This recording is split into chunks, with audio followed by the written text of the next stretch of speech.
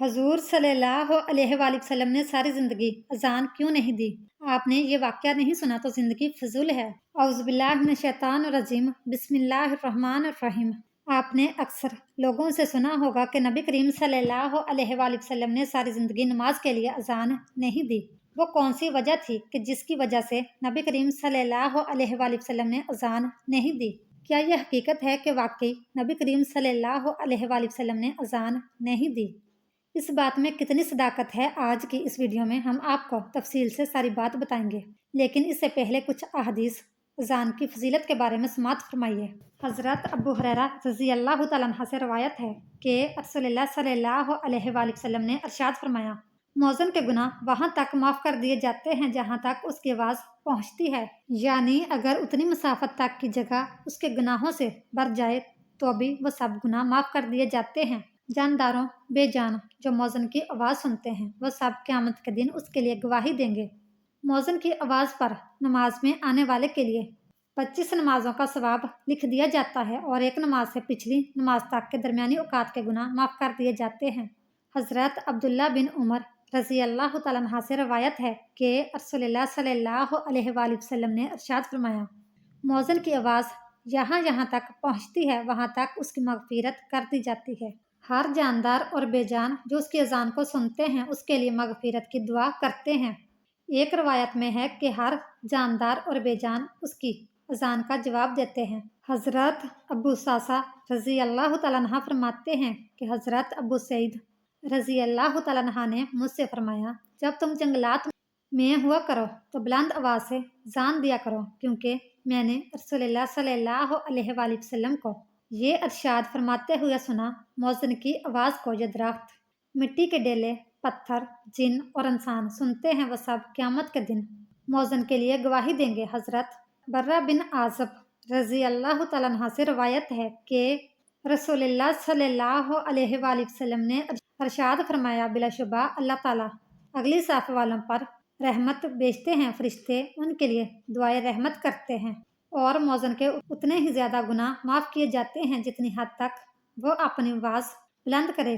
जो जानदार बेजान उसकी अजान को सुनते हैं उसकी तस्दीक करते हैं और मौज़न को उन तमाम नमाजियों के बराबर अजर मिलता है जिन्होंने उसके साथ नमाज पढ़ी। हज़रत अब्दुल्ला बिन उमर रज़ी अल्लाह तआला अन्हु से रवायत है कि नबी करीम सल्लल्लाहु अलैहि वसल्लम ने इरशाद फरमाया, जिसने 12 साल अजान दी उसके लिए जन्नत वाजिब होगी।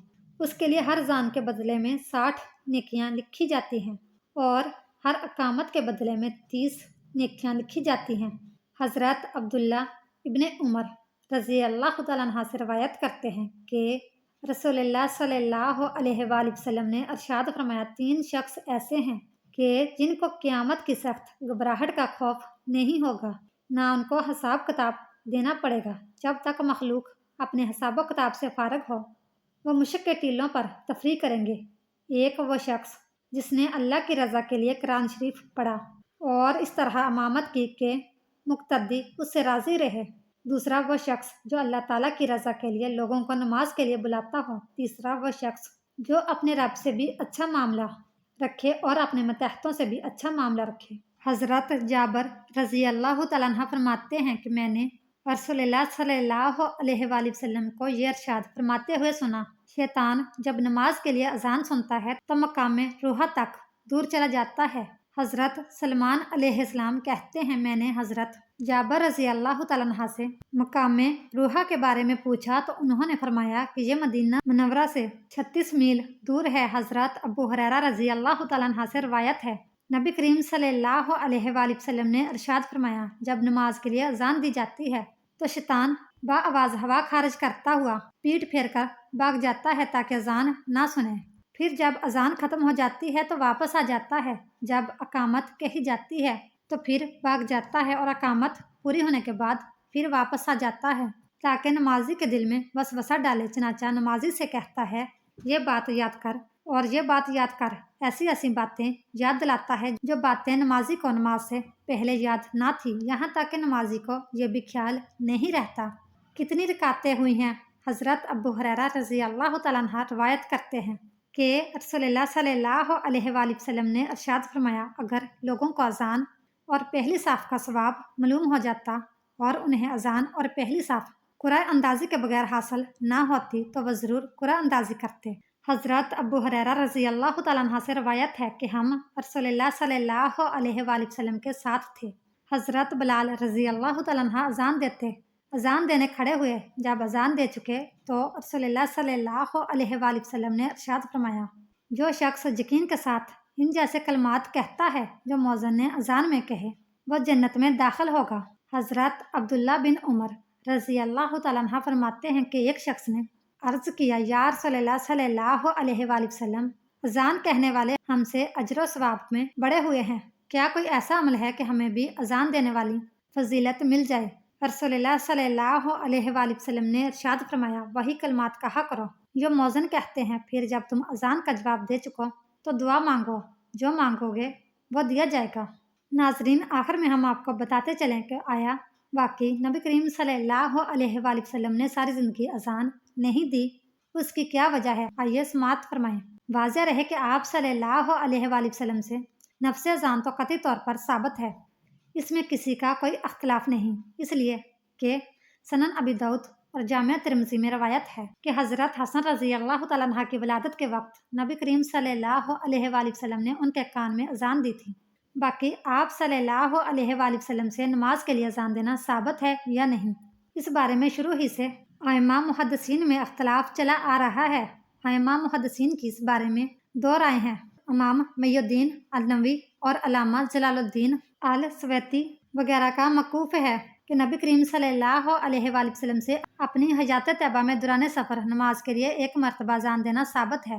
ان حضرات کا استدلال و ماخذ جامعہ الترمذی میں حضرت یعلا بن مرت الثقفی کی روایت ہے۔ علامہ ابن حجر اسقلانی، علامہ زرقانی، امام دارقطنی اور اس طرح علامہ سہیل رحمۃ اللہ علیہ، یہ حضرات ترک مباشرت الاذان یعنی نبی کریم صلی اللہ علیہ وآلہ وسلم سے نماز کے لیے اذان کے ثابت نہ ہونے کے قائل ہیں۔ ان حضرات کا کہنا یہ ہے کہ ترک مباشرت الاذان کا مسئلہ نبی کریم صلی اللہ علیہ وآلہ وسلم کے خصائص میں سے ہے، لہٰذا اب یہ اشکال کہ یہ بات ناممکن ہے کہ نبی کریم صلی اللہ علیہ وآلہ وسلم نے ایک کام کرنے کا حکم فرمایا اور خود ایک مرتبہ بھی اس پر عمل کر کے نہ دکھایا ہو، باقی نہیں رہتا۔ خلاصہ یہ ہے کہ نامولود بچے کے کان میں اذان دینا نبی کریم صلی اللہ علیہ وآلہ وسلم سے قطعی طور پر ثابت ہے۔